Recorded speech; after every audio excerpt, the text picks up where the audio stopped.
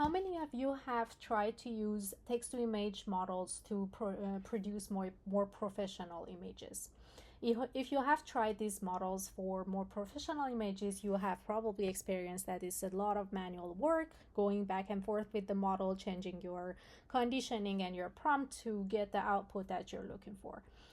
We have designed a systematic pipeline from prompt to production that hopefully can be the first attempt to automate this process and make it more easy to scale this kind of processes for industry and companies.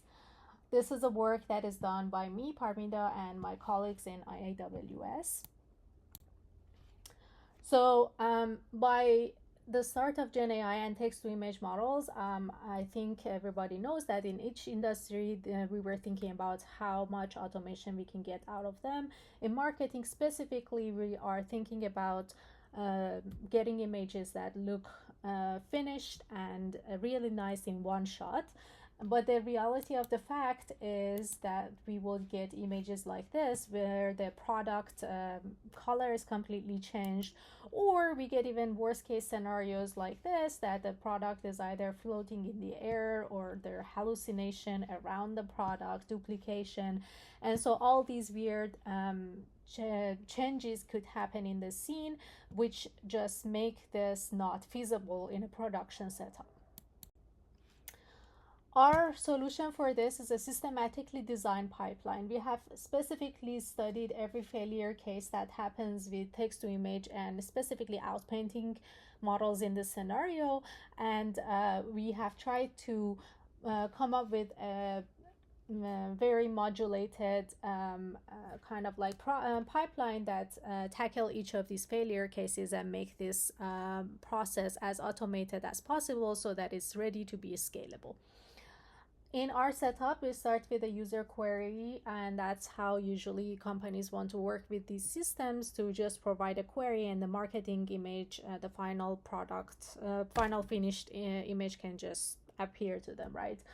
The first component would be prompt decomposition in our system, where the system can realize what is the product that we're trying to market, the background and the theme, and every other element that we want in the scene around the product. We will have an asset retrieval component specifically designed because each of these companies have an asset library, and it's best to figure out which product image we want to advertise, and hence the asset retrieval. Afterwards, caption generation. Caption is one of the most important components of image generation, and hence creating a very rich caption can really help with this process. Composition planning is one of the components that is really not looked at, and we have tried to automate this process as well as much as possible.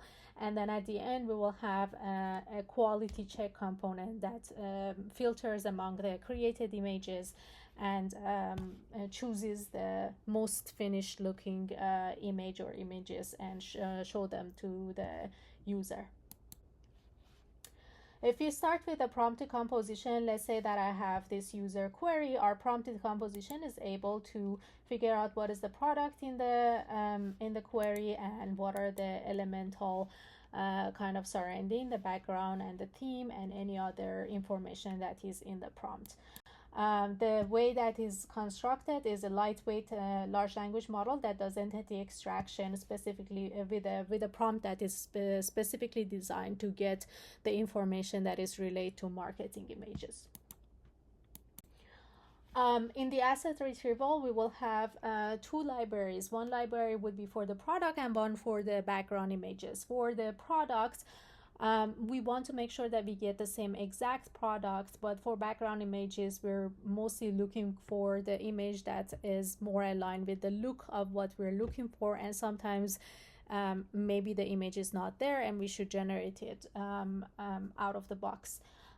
Both of these searches are going to be hybrid search, so would use both text and also vector embedding to find the proper image, and with different basically thresholds, because for the product we have more severity on the threshold. We want to make sure the product is exactly the one that we want to advertise, whereas background is less important and we just want to get the mood that is possible. And if it's not completely aligned, we would regenerate the background.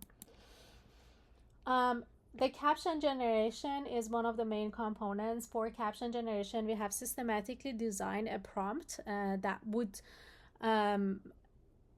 make the LLM to generate very rich captions, and it would also instruct the LLM to generate the captions in a specific formatting that text to image or an outpainting model is expecting.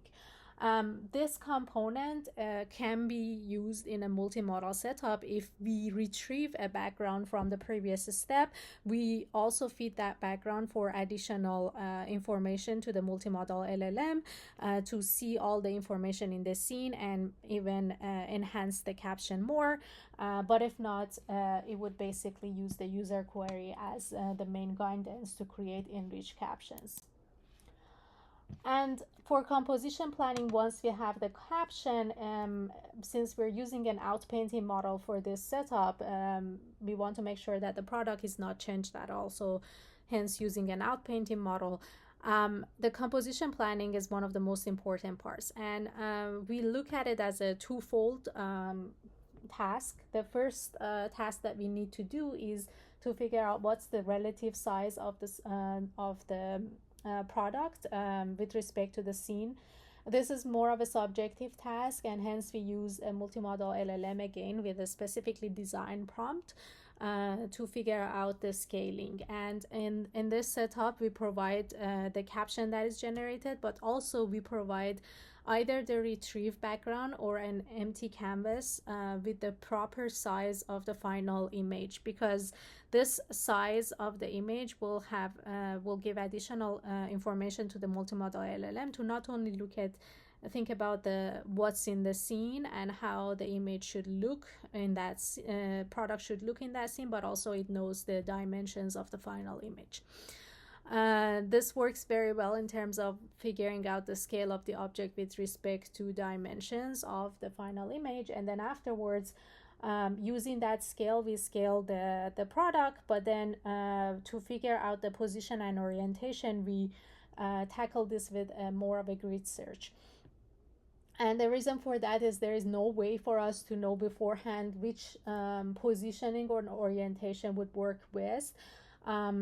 It's mainly sometimes the rotation to the right or left could prompt the outpainting model to generate really nice shadows or ways that the product could naturally integrate in the scene. But since we don't know which combination beforehand would work best, the best scenario is to do a grid search. And again, this part is a cost benefit analysis. The more basically the larger grid you have, the better chance that you get more natural looking images, but it really depends on the cost that we're having in mind. So since we generate several different variations of the product in the scene, we will end up by having different images generated, but now we need to have a final quality check to be able to understand which of those images are going to be looking nice and marketing quality.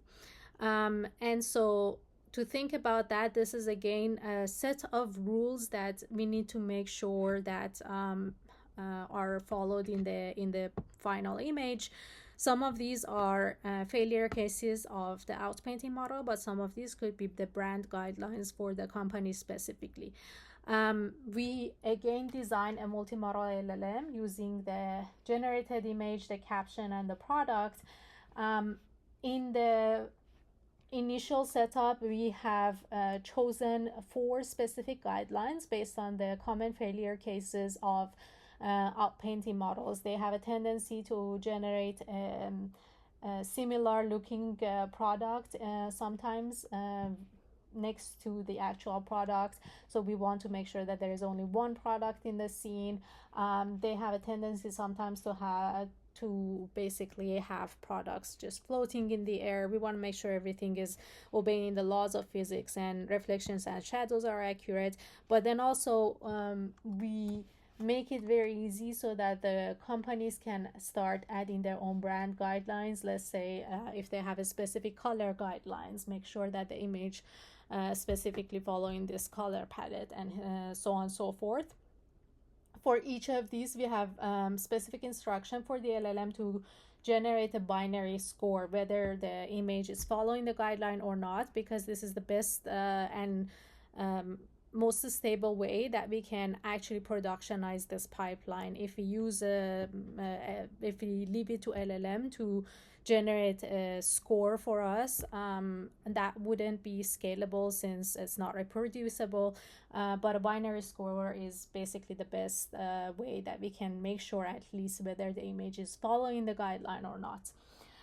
How do we use this scores? It's going to be based on the need of the company. If the guidelines are very strict, we can just omit any image that doesn't pass any of the guidelines. But if you have more softer guidelines, then we can always think about a weighting approach and different ways of using these scores to filter the top K images that we really think that could qualify for our marketing task. This process might end up having more than 2-3 images that passes all the guidelines, depending on, I guess part of it would be chance, because the outpainting model is not deterministic. And because of that, since at the end of this pipeline we always show the final K images to a human to choose the final finished looking marketing image, we want to make sure that we're not overwhelming human, and we can still have this process as automated and scalable as possible.